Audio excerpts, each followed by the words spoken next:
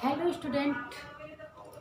आज की क्लास बच्चों हम लोगों की है आपकी बीए प्रीवियस के आपका जो प्रथम प्रश्न पत्र है उसकी क्लास है। और आज हम लोग अपनी इस क्लास को आगे कंटिन्यू करेंगे। बच्चों, पिछली क्लास तक हम लोगों ने अपने जितने उत्सर्जन संस्थान थे उन सारे उत्सर्जन संस्थानों को पढ़ा और समझा, और वो पूरी तरह से हम लोगों ने उसको समझने का प्रयास किया कि हमारे उत्सर्जन संस्थान। पिछली क्लास में हम लोगों ने अपना तंत्रिका संस्थान कंप्लीट किया था, और उसी क्रम में आगे बढ़ते हुए हम लोग आज बच्चों अपना एक नया टॉपिक, जो अपनी नई यूनिट का नया टॉपिक है हमारा, वो टॉपिक है सूक्ष्म जीवों का वर्गीकरण। यानी कि जो माइक्रो बैक्टीरियास होते हैं उनके बारे में हम लोग डिस्कस करेंगे। इसमें हम लोग खमीर जितने भी होते हैं, यीस्ट, जीवाणु, इन सभी चीज़ों को हम लोग देखने का अपना प्रयास करेंगे। बच्चों, हमारे आहार में, हमारे भोजन में विभिन्न प्रकार के बैक्टीरिया उपस्थित होते हैं। ठीक है, वो बैक्टीरिया कुछ आपको फ़ायदा भी देती हैं और कुछ बैक्टीरिया हमको नुकसान भी देते हैं। लेकिन ये बैक्टीरिया जो होते हैं इतने सूक्ष्म होते हैं कि इनको हम अपनी खुली आंखों से नहीं देख पाते। इनको हमको अपने सूक्ष्मदर्शी यंत्र की सहायता लेनी पड़ती है। बच्चों, आपने देखा होगा कि जो दही जमने की प्रक्रिया होती है वो एक बैक्टीरिया के द्वारा ही होती है। जब उसमें हम उस बैक्टीरिया को डालते हैं तभी हमारी दही पूरी तरह से दूध से दही में परिवर्तित होती है।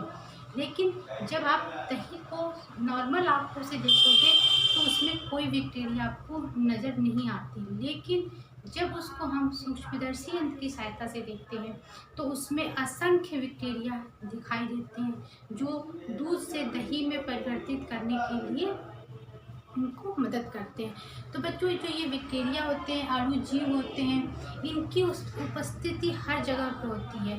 भोजन में, हवा में, पानी में, आपके क्या कहते हैं जीव, मनुष्य, हम लोग के शरीर में, जानवरों के शरीर में, हर जगह इनके अणुजीवों की उपस्थिति होती है। और इनकी संरचना भी होती है, जो आंतरिक संरचना को हम लोग देखेंगे, समझेंगे। और ये अणुजीव बच्चों हम लोगों के शरीर में फ़ायदा भी करते हैं और नुकसान भी करते हैं। जो अणुजीव होते हैं और इनकी संख्या भी बहुत ज़्यादा होती है, लाखों में ये असंख्य कणों में दिखाई देते हैं। तो ये जो अणुजीव होते हैं पानी, भोजन, जमीन सभी में पाए जाते हैं, और ये एक जगह से दूसरे स्थान पे भी फैल जाते हैं। एक मनुष्य से दूसरे मनुष्य के शरीर में भोजन से इस टाइप से ये फैलने की भी इनकी प्रक्रिया होती है। इनकी संरचना को अगर हम लोग देखें बच्चों, तो ये अणुजीव की किसी एक बैक्टीरिया की संरचना है। इनकी संरचना अलग अलग होती है, कई प्रकार की होती है। टेढ़े मेढ़े इनकी संरचना कोई एक फिक्स संरचना नहीं देखी जा सकती। अलग अलग तरह से बैक्टीरिया या जीवाणु जो अणुजीव होते हैं हमें देखने को मिलते हैं। यहाँ पे जो अणुजीव की आंतरिक संरचना को अगर हम लोग देखें तो ये अंडाकार रूप में है। हाँ, इसमें इसका एक भाग केंद्रक के रूप में होता है। इसमें जीवद्रव्य भी होते हैं, इसमें ग्लूटेन कण पाया जाता है, और इनके डीएनए की संरचना होती है। ठीक है, ये इनकी कोशिका भित्ति और ये कैप्सूल है।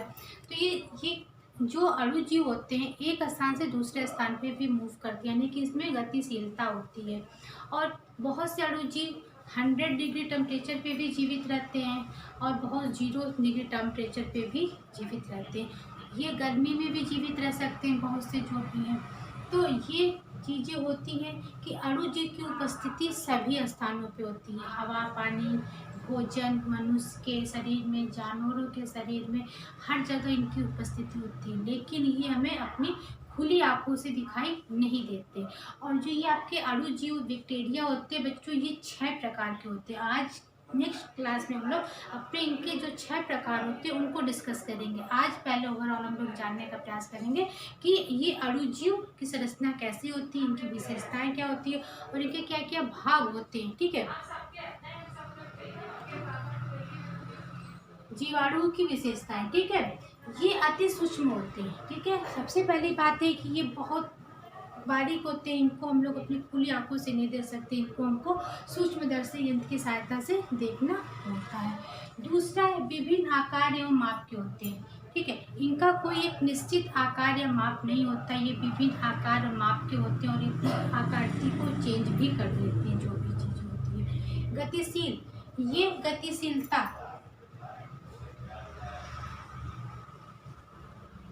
गतिशील का मतलब इनके मूवमेंट करने की गति होती है इनमें। ये एक स्थान से दूसरे स्थान की ओर जाते हैं, तो इनमें क्या होता है, गतिशीलता पाई जाती है। ये चीज़ आपकी होगी कि वो गतिशील होते हैं, ठीक है। ये उबलते पानी में भी इनको बहुत से जीवाणु ऐसे होते हैं कि इनको 100 डिग्री जो आपका बॉइलिंग पॉइंट होता है हमारे पानी उबलने का, अगर उनमें भी रखा जाए तो भी ये जीवित रहते, मतलब उनकी मृत्यु नहीं होती, मरते नहीं हो, जीवित रह जाते। उनके अंदर इतनी कैपेसिटी होती है जीवाणु, क्योंकि ये हमको दिखाई नहीं देते हैं अक्सर, तो हमें पता ही नहीं चलता। हम जो पानी पीते हैं उसमें भी असंख्य जीवाणु होते हैं। हम लोग कोई भोजन बाहर का खाते हैं, सब्जियाँ, हरी सब्जियाँ, सभी कुछ में होता है, लेकिन हम लोग नहीं देख पाते हैं, तो वो चीज़ हमें पता नहीं चलती। इसीलिए हम लोगों को अपने भोज्य पदार्थों को काफ़ी साफ़ सुथरा करके मतलब उसको यूज़ करना चाहिए। अब बात आती है, ये जो होते हैं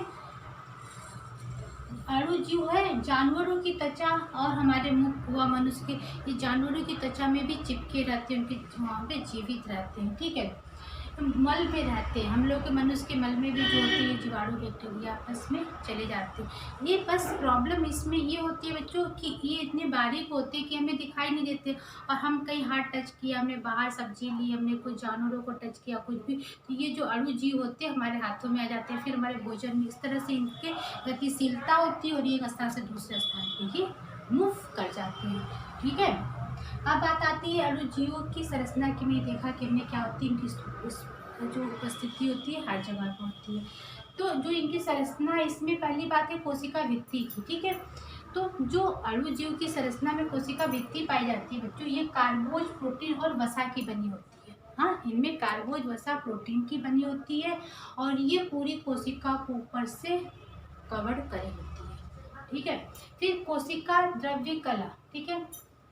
कोशिका द्रव्य कला जो इसमें जीवद्रव्य की संरचना के अलावा पाई जाती है, तो ये प्रोटीन और कोशिका भित्ति को सहारा देती है। जो इनकी कोशिका द्रव्य कला वो किसको सहारा देती है, कोशिका भित्ति को सहारा देती है, कोशिका भित्ति को सपोर्ट करती है। जीवद्रव्य यानी कि साइटोप्लाज्म, तो कोशिका भित्ति जो आपकी कोशिका भित्ति के अंदर ये सारे जो आपके ये आपके क्या है, जीवद्रव्य के रूप में ये पाए जाते हैं, ठीक है, जीवद्रव्य के रूप में। केंद्रक, डीएनए जो प्रारंभिक केंद्र होते हैं, हर अणुजीव का एक केंद्रक होता है, और उसमें क्या होता है, उसके डीएनए के जो प्रारंभिक केंद्रक होते हैं वो पाए जाते हैं, ओके। तो ये जो सारी संरचना में उनके इनको सपोर्ट करने का कार्य करते हैं। अणुजीव की संरचना वो एक दूसरे को सपोर्ट करते हैं, दूसरे से जुड़े होते हैं। कशाम्बिका, ये जो आपकी लंबी लंबी मिठाई जाती है, क्या उनकी कशाम्बिका होती है। ये आपका ब्लूटिन कण है जो उनको सहायता करना, डीएनए की भी संरचना पाई जाती है। तो ये जो सारी चीज़ें हैं आपकी सूक्ष्म जीव यानी कि अणुजीव, बैक्टीरिया कह लो, उनकी संरचना के अंदर पाई जाती है। ये हमारे सभी स्थानों पे, मनुष्य के भोजन में, जानवरों में की त्वचा में, मनुष्य के मल में, हमारे खाने पीने की हवा में, पानी में, हर जगह इनकी संख्या बैक्टीरिया की पाई जाती है, और वो उनको करते हैं, ठीक है। अणुजीव की संरचना जो होती है वो पाई जाती है। इनमें संरचना के तौर पे हम लोगों ने इनकी जो आकृति होती है बच्चों, हर जगह अलग अलग पाई जाती है। ऐसा नहीं कि एक ही आकृति की फिक्स आकृति होती है, इनकी आकृति विभिन्न प्रकार से अलग अलग भी पाई जाती है। इनकी जो वर्गीकरण होता है, इनको आकार के आधार पे, कार्य के आधार पे वर्गीकृत किया गया है इनको, और इनकी संरचना सबकी अलग अलग पाई जाती है, और ये हमारे भोजन, पानी आदि चीज़ों में ये पाए जाते हैं। इनकी संरचना जो होती है जीवाणुओं की विशेषताओं में होती है।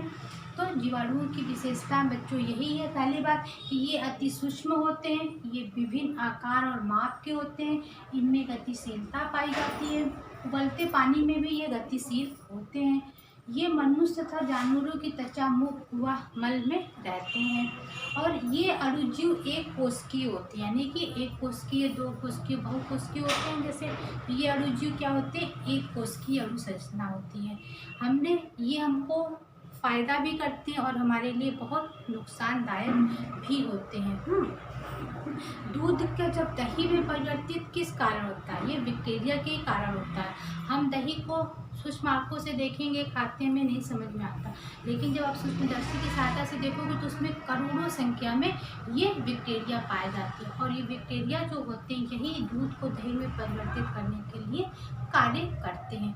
तो ये जो सारी चीज़ें हैं अणुजीव, कहने का तात्पर्य यही है कि हम इनके बारे में समझेंगे, जानेंगे कि कौन से अणुजीव हमारे भोज्य पदार्थों को नुकसान पहुंचाते हैं, इससे हमारे कौन से फायदे भी हो सकता है, और इनकी संरचना कितने प्रकार की होती है, कितने प्रकार के होते हैं। जीवाणु के अलावा हम लोग ईस्ट के बारे में भी जानेंगे, मोल्ड के भी बारे में जानेंगे। तो इन सारी चीज़ों को हम लोग समझने का प्रयास करेंगे, क्योंकि बच्चों ये सूक्ष्म जीवों का वर्गीकरण से रिलेटेड हमारी आज की ये पहली क्लास है, पहला लेक्चर है। आगे के लेक्चरों में हम लोग इसको कंटिन्यू करते जाएंगे। ये आज की क्लास का हम लोगों का पहला लेक्चर है। अणुजीव के बारे में हमें आज नॉर्मली जानना कि अणुजीव क्या होते हैं, इनकी संरचना कैसी होती है और ये हमारे लिए क्या उपयोगिता रखते हैं, ये बच्चों आज की क्लास में देखा हम लोगों ने। अब अपनी जब हम लोग नेक्स्ट क्लास को कंटिन्यू करेंगे तो इनके प्रकार के बारे में जानने का प्रयास करेंगे कि क्या कितने प्रकार के होते हैं, और ये कौन कौन से जीवाणु रोग भी फैलाते हैं। ठीक है, जीवाणु ये जो होते हैं बहुत मतलब दही, दूध को दही से परिवर्तित कर दिया तो ये अच्छी बात है, लेकिन ये बहुत से जीवाणु जो निमोनिया रोग हो गया, कई तरह के रोग होते हैं, सब रोग फैलाने का कार्य भी हमारे जीवाणु करते हैं। तो हम लोग अपनी अब आगे की क्लास से स्टार्ट करेंगे, कंटिन्यू करेंगे, तो उनमें हमको जानने का प्रयास करेंगे बच्चों। आज की क्लास के लिए हम लोग इतना ही करते हैं। नेक्स्ट क्लास में हम लोग ये अणुजीव के प्रकार यानी कि बैक्टीरिया के कितने टाइप्स होते हैं, उनसे क्या क्या हमारे शरीर को हार्मफुल होते हैं, कौन से हमारे फ़ायदा करते हैं, सारी चीज़ों को हम लोग देखेंगे। आज की क्लास के लिए इतना ही करते हैं। Thank you.